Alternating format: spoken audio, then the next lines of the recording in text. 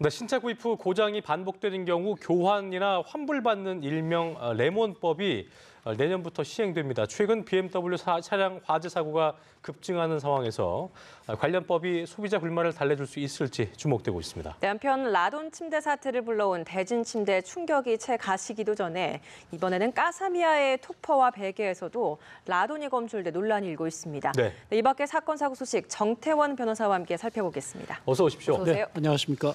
참 인기 많은 차인데요. 예. BMW의 520D 차량도 그렇고 뭐 여러 가지 종류가 있던데 일단 달리던 BMW 차량에서 화재가 났다는 뉴스를 저희가 많이 보도를 했는데요. 일단 올해만 27번째더라고요. 그렇습니다. 그러니까 이제 BMW 측은 명확하게 화재 원인을 설명을 하긴 했죠. 어떤 부품의 이상일 수 있어서 리콜을 하겠다고 했는데 일단 이 상태를 어떻게 좀 봐야 될까요? 지금까지 상황은. 그러니까 왜 우리나라에서만 이렇게 많이 화재가 발생하는 지역에 관해서 여러 가지 주장들이 나왔죠. 많이 팔려서 그런다는 얘기도 있고요. 예. 뭐 한국형이라서 어떤 한국에 장착된 소프트웨어 문제가 있다. 또는 EGR이라는 그 배기가스 재순환 장치에 문제가 있다. 여러 가지 예. 얘기들이 나왔는데 아직 정확한 원인은 밝혀지지 않았고 하여튼 예. 다행인 것은 BMW 측에서 이것을 이제 그 EGR을 교환해주겠다. 이상이 있을 경우. 그렇습니다. 예.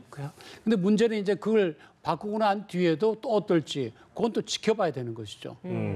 그러니까 이제 정확한 원인이라고 규명을 하기에도 좀 애매한 게 아직까지는 거기 뭐 이런 원인이다라고 추정하는 수준이기 때문에 뭐 우리나라에서만 유독 이런 사고가 계속 일어나는 것도 뭐 소비자들은 계속 의문을 가질 수밖에 없을 것 같거든요. 이제 소비자들 입장에서는 혹시 독일서 뭐 다 독일서 만들었다 그러는데 한국용은 좀 시원찮게 만든 거 아니야? 심하면 뭐 그럴 것 같지는 않은데 그런 얘기도 나오고. 예. 그래서 이 한국에 파는 차에 무슨 문제가 있는가 이런 지적들이 나오는데 과연 그런 것인지 아니면 우리 한국의 또 기후가 다르니까 그런 것 때문인지. 이 부분에 대해서 지금 BMW 측이 내놓은 뭐 주장은 좀 어떤 주장들이 있습니까? BMW 측은 모든 자동차를 독일에서 만들어 오기 때문에 한국 차만 그렇게 달리 만들지 않기 때문에 그 일부러 차별한 건 절대로 없다. 그래서 구체적으로 왜 이렇게 불이 났는지는 지금 계속 분석 중에 있는데 다 자동차에 불이 나 타버렸기 때문에 원인을 밝혀내기 어렵고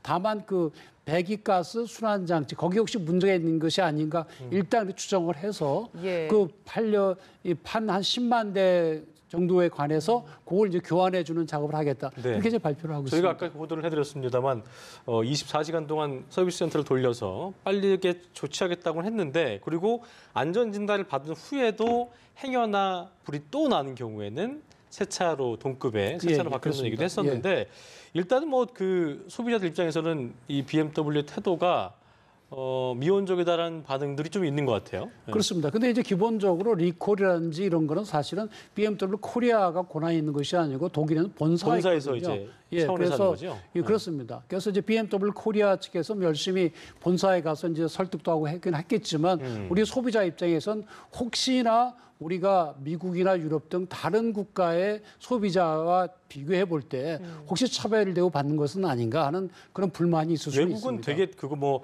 징벌적 손해배상제라고 해서 엄청나게 많이 준다면서요? 징벌적 손해배상이 뭔가 하면 일반적으로 손해배상을 내가 손해 입은 것만 배상해 주는 거잖아요. 예. 그런데 징벌적 손해배상은 사회적으로 믿을 만한 기업이 악의적으로 어떤 물건을 만듦에 있어서 악의적으로 잘못 만들었을 경우에는 실제 발생한 손해보다 훨씬 더 많은 이제 손해를 물리도록 하는 겁니다. 대표적으로 미국의 맥도날드에서 커피를 사 먹던 할머니가 쏟아서 화상을 입었는데 예.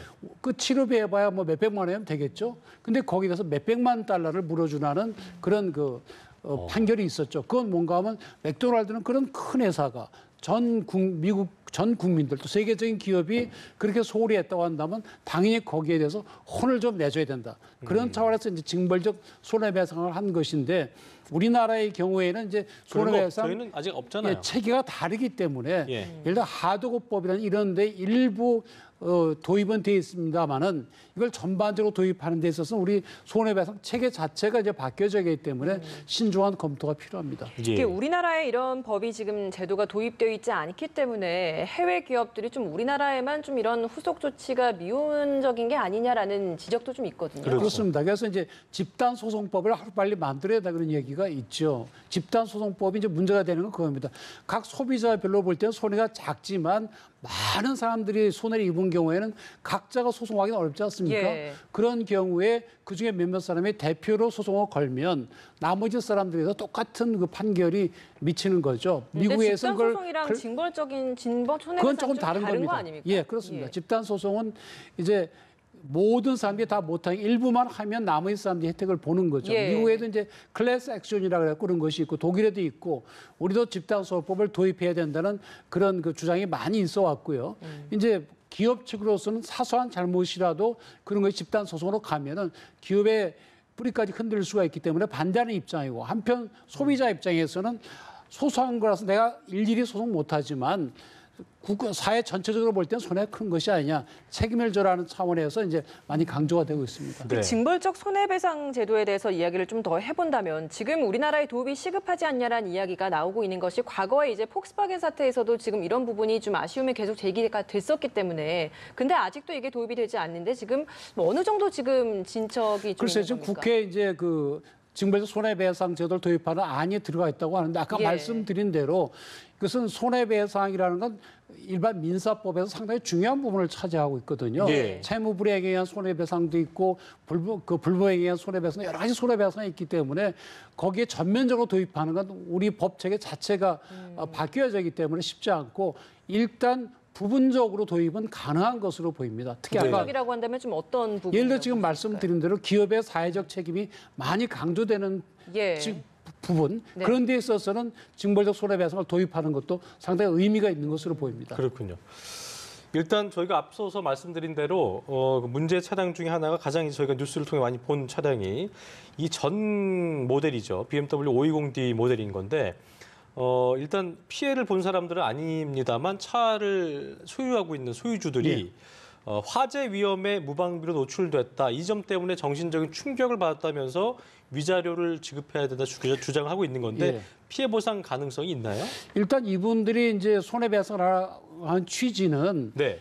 이렇게 막 불이 나고 하니까 내 차를 팔면 중고로 팔아야 되는데 값이 많이 떨어지지 않겠습니까? 아, 저 참 불날 위험이 있다 그러면 그다음에 또 혹시 불날지도 모르니까 미리 팔거든요. 그러니까 내가 그만큼 못 탔다는 손해 또 지금 말씀드린 대로 타고 다니다 언제 불날지 불안하니까 그런 예. 위자료를 달라고 해서 1인당 우선 500만 원에서 청구한 것으로 보이는데 일단 그거는 이제 이 화재의 원인이라든지 그런 것이 이제 과학적으로 좀 결론이 나오고 나서야 이제 제대로 결론이 나올 수 있을 걸로 보입니다. 앞서서 이제 집단 소송 관련 이야기를 해주셨는데 지금 직접 화재를 경험한 차주 한 명이 소송을 제기했다고 하는데 보통 이렇게 개별적으로 소송을 제기하는 것보다 집단으로 소송을 제기하는 것이 좀 더 유리합니까? 어떻습니까? 우리나라의 경우에는 집단으로 소송하려면 각자 전부 원고가로 들어가야 됩니다. 그래서 10,000명이면 10,000명 리스트가 들어가야 되거든요. 그래서 다 따로따로입니다. 그래서 그게 이제 쉽지가 않고 이제 블로그나 이런 데 보면 이제 집단 소송도 모집한다 그러죠. 준비하죠. 근데 예. 모든 사람들이 다 원고가 되는 거죠. 그래서 굉장히 우리는 복잡한데 네. 지금 말씀드린 독일의 집단소송법, 미국의 클래스 액션 같은 경우는 다 원고가 되는 것이 아니고 이 사람들 중에서 몇 사람만 원고가 되고 나머지는 거기에 대해서 특별히 의사 표시를 안 하더라도 그런 통지만 받았으면 다 이제 이건 지건 그 판결에 효력이 미치는 그런 것이죠. 그래서 우리는 아직도 집단 소송을 하기에는 여러 가지 절차상 복잡합니다. 네. 이게 무슨 맥도날드 같은 데서 그러니까 먹는 걸로 일어난 어떤 집단 소송과는 좀 성격이 좀 다르긴 하잖아요. 그렇습니다. 그러니까 이제 뭐 예. 악의적으로 차를 만들지는 않았다고 저희가 예. 본다면 만약에 이게 집단 소송으로 비춰지면서 원인 그러니까 결함이 어떤 건지 나왔을 때 그 상태가 치명적인 거라면은 어떤 승소할 가능성이 큰 거고 그렇지 않다면 아닌 거고 뭐 우선 그런 개념일까요? 이렇게 불이 난 원인이 무엇인지가 밝혀져야 되겠죠. 원인부터가. 예. 근데 지금 원인에 대해서 BMW 측은 뭐 아직 그 이야기를 안 하고 있고 그렇다고 해갖고 우리 국립수사연구원 이런 데서 무슨 구체적인 결과가 나온 것도 아니기 때문에 이 원인에 관해서 서로 이제 주장이 다를 겁니다. 그래서 지금 말씀드린 대로 BMW 자동차 자체에 문제가 있다. 예. 그럼 설계상의 잘못이건 아니면 뭐 장착의 잘못이건 문제가 있다 그러면 BMW 측에서 그 손해가 얼마 되든지 간에 당연히 손해배상을 해줘야 되는 거죠. 예, 알겠습니다. 알겠습니다.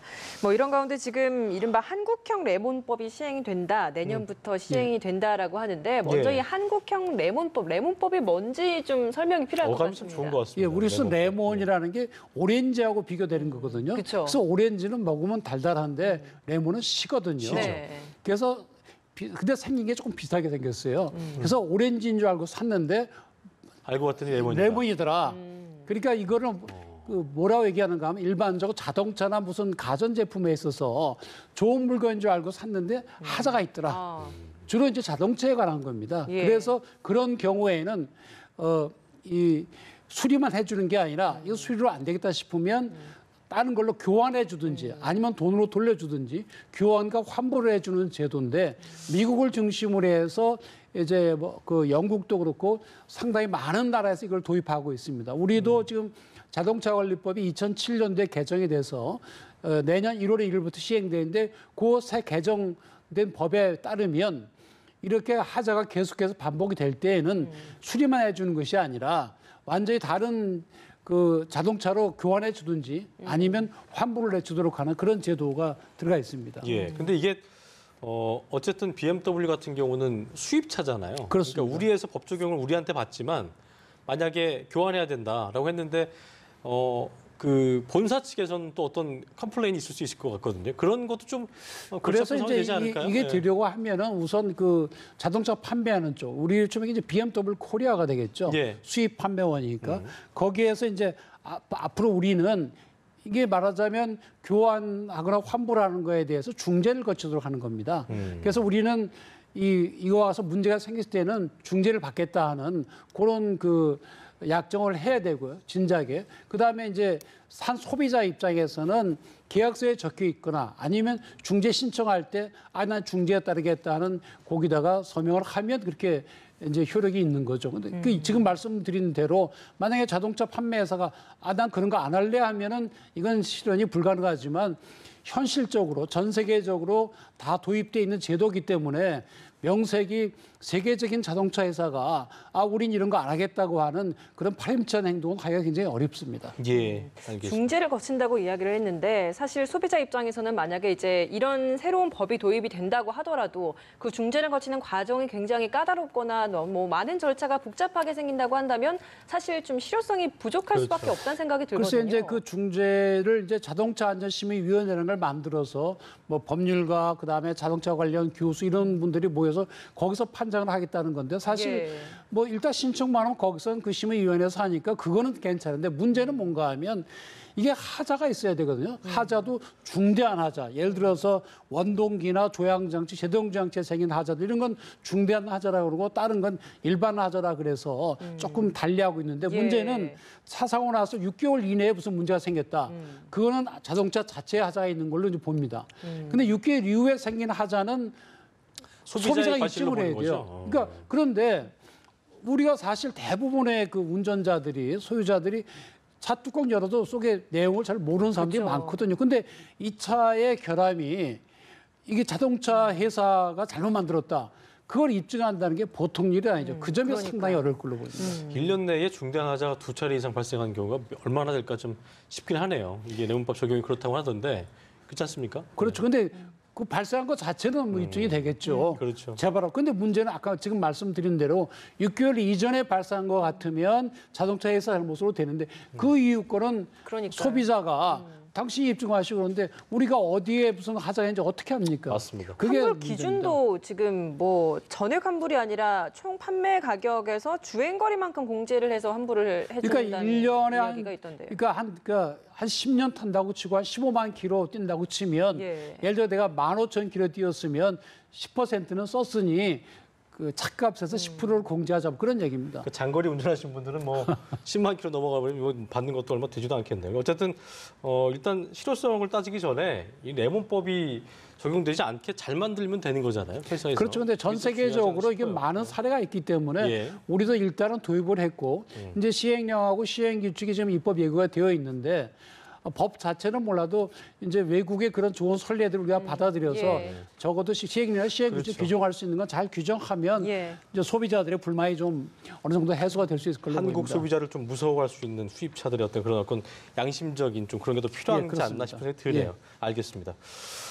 주제를 좀 바꿔보죠. 라돈 이야기인데요. 또 좋지 않은 이야기입니다. 대진 침대에서 라돈이 검출돼서 리콜된 사태가 뭐 얼마 되지 않았는데 국내 유명 가구 업체죠. 까사미아의 상당히 고가로 알고 있는데요. 그렇습니다. 이 침구류에서 기준치가 넘는 라돈이 나왔다고 하더라고요. 예, 그 까사미아의 이제 토퍼기 뭐 매트리스 비슷한 거랍니다. 예. 그거하고 이제 베개에서 또 라돈이 나왔다는데 이게 그 까사미아 자기들이 직접 생산하는 건 아니고 다른 업체에서 OEM으로 받아서 이제 하청업체에서, 그렇습니다. 예. 받아서 이제 2011년도에 홈쇼핑을 통해서 팔았는데 그게 만 몇천 개가 팔렸답니다. 근데 지금 와서 보니 이 라돈이 그 원래 기준보다 더 많이 나왔기 때문에 인체 해롭다. 그래서 예. 전량을 해소하라 이렇게 지금 명령이 내렸다는 거거든요. 근데 문제는 우리가 그 대진 침대 라돈 때문에 난리가 났지 않습니까? 그렇죠. 주민들도 반대하고 소비자도 예. 반대하고 전국적인 문제가 주로 됐었는데 수거에 가서도 문제였고요. 그렇습니다. 예, 이거 쌓아둬서. 그래서 정부에서 뭐 전량 전수 조사를 조사를 한다 했죠. 이랬죠. 그런데 이거는 거기에 전량 조사 대상도 아니었거든요.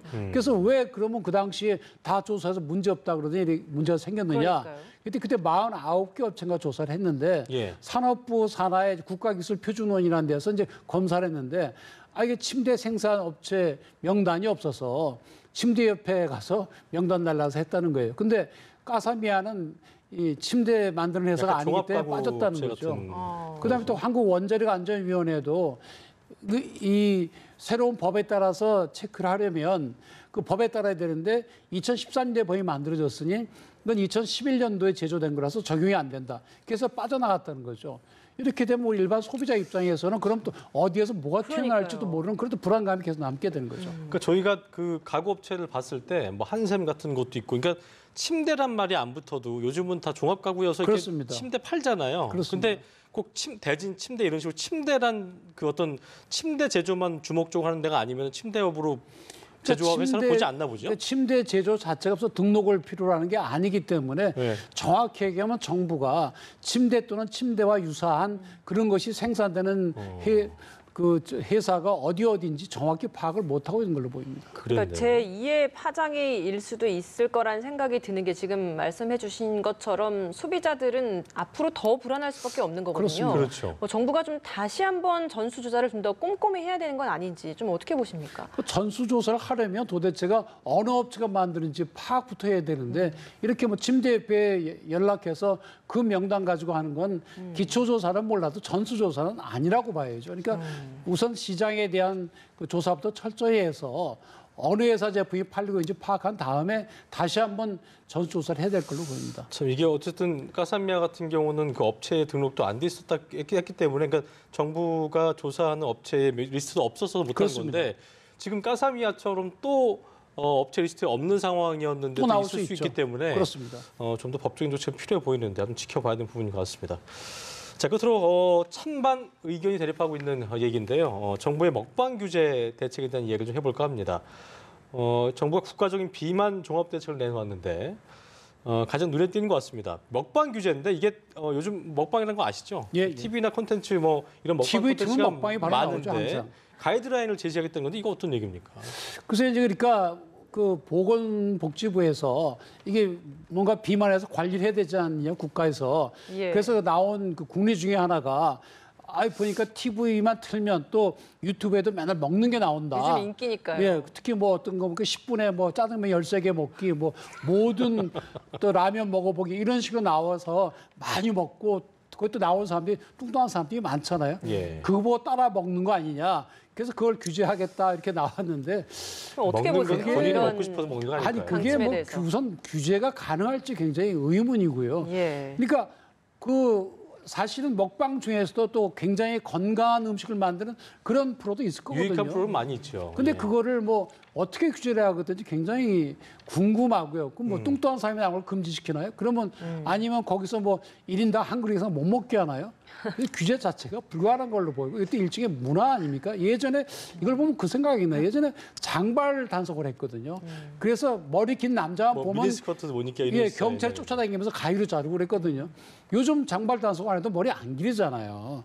그러니까 일종의 문화인 셈인데 그 먹방을 보더라도 그거에 따라서 많이 먹는다고 꼭 그렇게 단정하기 좀 어렵거든요. 물론 많이 먹는 사람도 있겠죠.